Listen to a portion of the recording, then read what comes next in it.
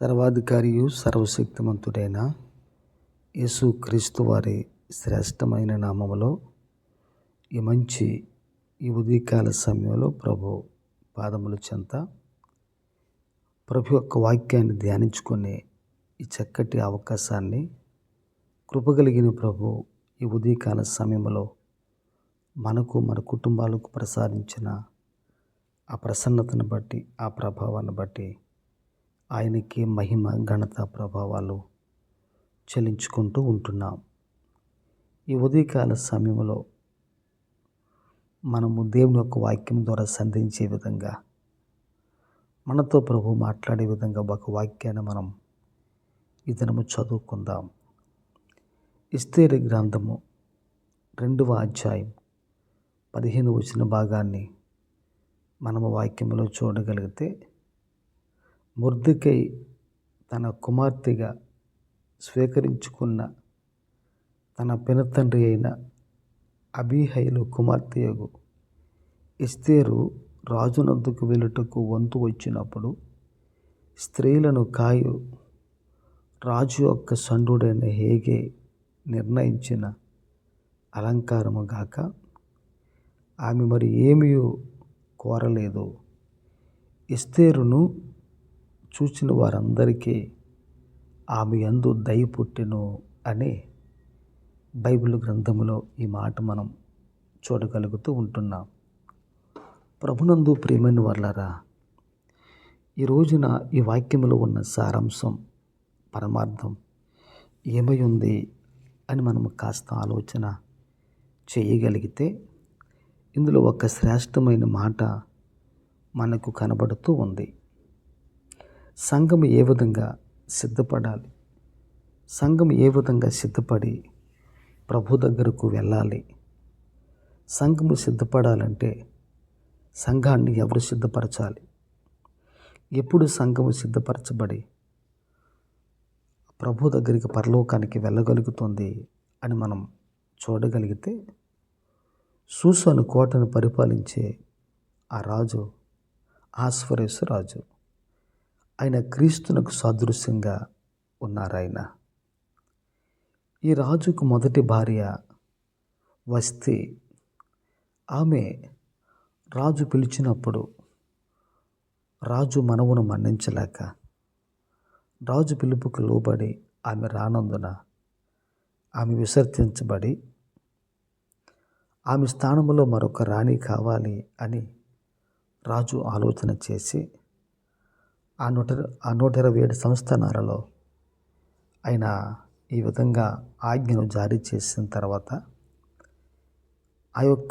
ఆ సంస్థానాల్లో ఉన్న అనేక మంది యవన కన్యకలు చాలామంది వచ్చి రాజు కొరకు సిద్ధపడాలి రాణిగా అని చెప్పి 6 మాసములు సిద్ధపాటు కలిగి గోపరస తైలముతో వారు స్నానములు చేస్తూ దేవుని కొరకు, అనగా ఆత్మ సంబంధమైన ఆ దేవుని కొరకు, భౌతికమైన అహష్వేరోషు రాజు కొరకు ఏ విధంగా సిద్ధపడాలో ఆ సిద్ధపాటు కలిగి ఆ వ్యక్తులు ఉన్నారని బైబిల్ గ్రంథం ఈరోజు మనతో ఆ విధంగా వాక్యం మాట్లాడుతూ ఉంది.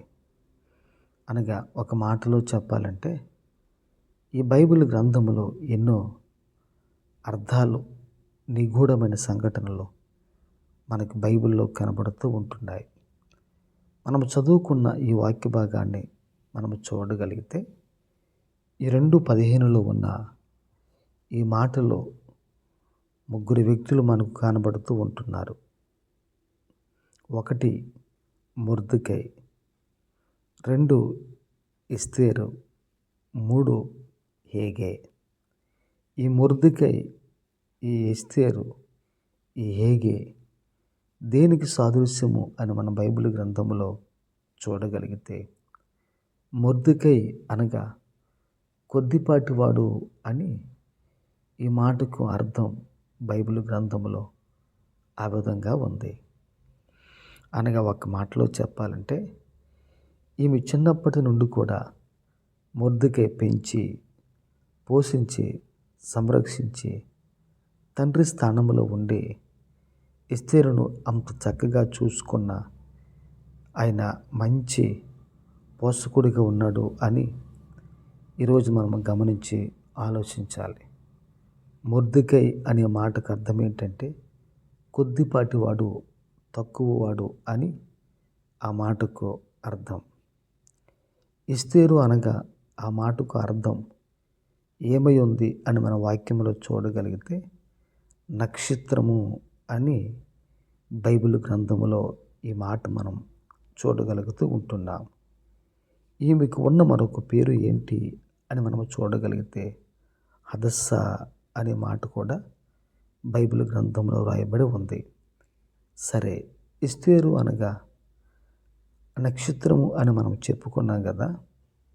ఆమె ఏ విధమైన వ్యక్తి అని మనం చూడగలిగితే నక్షత్రంగా, ప్రకాశించే వ్యక్తిగా, ప్రకాశమానముగా, తన జీవితాన్ని దేవుని కొరకు వెలుగుమయముగా, వెలుగు సంబంధిగా ఆమె తన జీవితాన్ని చేసుకున్న వ్యక్తిగా ఉంది అని ఈరోజు మనము గ్రహించి మనం ఈ దినం ఆలోచన చేయగలగాలి. మరొక మాటలో చెప్పాలి అని అంటే ఈ వాక్యంలో ఏముంది అని మనం చూడగలిగితే మూడో వ్యక్తి ఎవరు అని మనం చూడగలిగితే హేగే అని మన వాక్యంలో చూడగలుగుతూ ఉంటున్నాం. మొదటిది మొర్దెకై. మొర్దెకై ఎవరు అని మనం చూడగలిగితే ఒక సంఘ కాపరికి, నాయకునికి ఆయన సాదృశ్యంగా ఉన్నాడు. ఎస్తేరు సేవకుడు సంఘాన్ని ఏ విధంగా ఆయన నడిపిస్తాడో, సంరక్షిస్తాడో ఆ సంఘ కాపరికి మొర్దెకై సాదృశ్యంగా ఉంటే సంఘానికి ఎస్తేరు సాదృశ్యంగా ఉంది అని మనం గమనించి మనం ఈ దినం ఆలోచన చేయగలగాలి. మొర్దెకై సేవకుడైతే ఎస్తేరు సంఘానికి సాదృశ్యమైతే మరి యొక్క హేగే ఎవరు అని మనం చూడగలిగితే ఈ హేగే పరిశుద్ధాత్మ దేవునికి సాదృశ్యంగా ఉన్నాడో అని మనం గమనించాలి. హేగే అనగా ధ్యానము అని అర్థం. ధ్యానము అని అర్థం అనగా ఆయన ఎస్తేరు రాణిని ఏ విధంగా సిద్ధపరచాలో, ఎటువంటి ఉద్దేశాలు కలిగి ఉండాలో, ఆమె ఏ విధంగా సిద్ధపడితే బాగుంటుందో ఆ సిద్ధపాటు, ఆ సౌందర్యం, ఆ అలంకరణ అంతా కూడా ఆమె పొందుకునే విధంగా ఉండాలి అని చెప్పి రాజు ఆ విధంగా ఆలోచన కలిగి ఉంటే రాజు కలిగిన ఆలోచనే హేగే కూడా కలిగి ఉన్నాడు అని ఈరోజు మనం గమనించి మనం ఈ దినం ఆలోచన చేయగలగాలి. అయితే ఈ వాక్యంలో ఉన్న ప్రాముఖ్యమైన మాట ఏంటి అని మనం చూడగలిగితే ఎస్తేరు రాజునందుకు వెళ్ళుటకు వంతు వచ్చినప్పుడు అని ఈ మాట మనం చూడగలుగుతూ ఉంటున్నాం. ఈ ప్రపంచమంతటి కూడా సార్వత్రిక సంఘం విస్తరించి ఉంది. ఈ ప్రపంచంలో ఉన్న అన్ని సంఘాలను కలిపి సార్వత్రిక సంఘం, యూనివర్సల్ చర్చ్ అని ఆ విధంగా అంటూ ఉంటారు, పిలువబడుతూ ఉంది. ఈ సార్వత్రిక సంఘం ఒక దినమున సిద్ధపడి రాజు పిలిచినప్పుడు రాజునొద్దకు వెళ్ళుటకు ఈ సంఘానికి ఎప్పుడు వంతు వస్తుందో తెలియదు. ఎప్పుడు సంఘం పరలోకానికి ఎత్తబడుతుందో తెలియదు.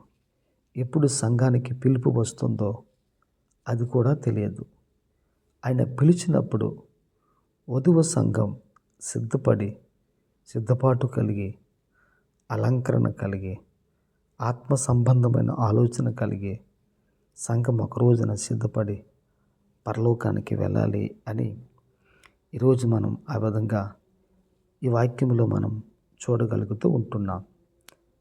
రాజు ఎస్తేరును పిలిచినప్పుడు ఆమె వంతు ఏ విధంగా వచ్చిందో అదేవిధంగా ఈ లోకంలో ఉన్న సంఘాన్ని ఒక రోజున ప్రభువు పిలిచినప్పుడు సంఘం పరలోకానికి వెళ్ళాలంటే ఎటువంటి సౌందర్యం, అందం సంఘం కలిగి ఉండాలి అని మనం చూడగలిగితే ఎస్తేరు గ్రంథం 2వ అధ్యాయం 7వ భాగం 2:7 వాక్యం ఈ విధంగా వ్రాయబడి ఉంది.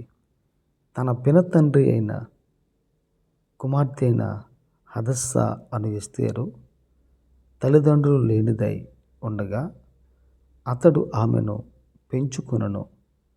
ఆమె అందమైన రూపమును సుందరమైన ముఖమును గలదై ఉండెను అని ఇక్కడ బైబిల్ గ్రంథంలో ఈ మాట మనం చూడగలుగుతూ ఉంటున్నాం. ఆమె రూపము అందం, ఆమె ముఖం సుందరం. ఆమె రూపము అందం, ఆమె ముఖము సుందరం. ఒక మాటలో చెప్పాలంటే ఆమె ఎంతటి అందాన్ని కలిగిన వ్యక్తిగా ఉందో మనం వాక్యంలో చూడగలిగితే ఎస్తేరు గ్రంథం 2వ అధ్యాయం 7వ భాగంలో ఈ మాట మనం ఆ విధంగా చూడగలుగుతూ ఉంటున్నాం. అనగా సంఘం ఈరోజు ఆత్మ సంబంధమైన అలంకరణ, సౌందర్యం, అందము కలిగిన సంఘముగా ఉండాలని ఈరోజు ప్రభులు వారు సంఘములో ఆ మంచి ఉద్దేశాన్ని ఆయన కోరుకుంటున్నాడో అని ఈరోజు మనము గ్రహించి ఆలోచించాలి. సంఘం పరలోకానికి వెళ్ళాలంటే మన సొంత ప్రయత్నాలు, మన సొంత ఉద్దేశాలు, మన సొంత ఊహలు, ఆలోచనలు, మనం పెట్టుకున్న ఉద్దేశాలు ఇవి ఏవి కూడా ఒక్కనాటికి సంఘాన్ని పరలోకానికి చేర్చలేవు. పరలోకానికి వెళ్ళే విధంగా ఇవేవి కూడా చేయలేవు. అయితే వాక్యం అంటున్న మాట ఏంటంటే బైబిల్ గ్రంథం ఈ విధంగా సెలవిస్తూ ఉంది.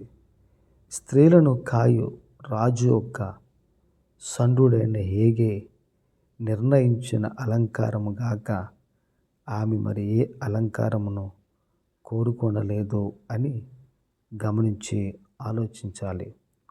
రాజు యొక్క సండుడైన హేగే అని మాట మనం చూస్తూ ఉంటున్నాం.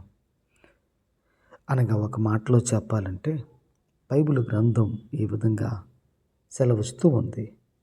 క్రీస్తు తండ్రి ఏకమై ఉన్న విధంగా అదేవిధంగా క్రీస్తు పరిశుద్ధాత్మ దేవుడు కూడా ఏకమై ఉన్నారు, మిళితమై ఉన్నారు.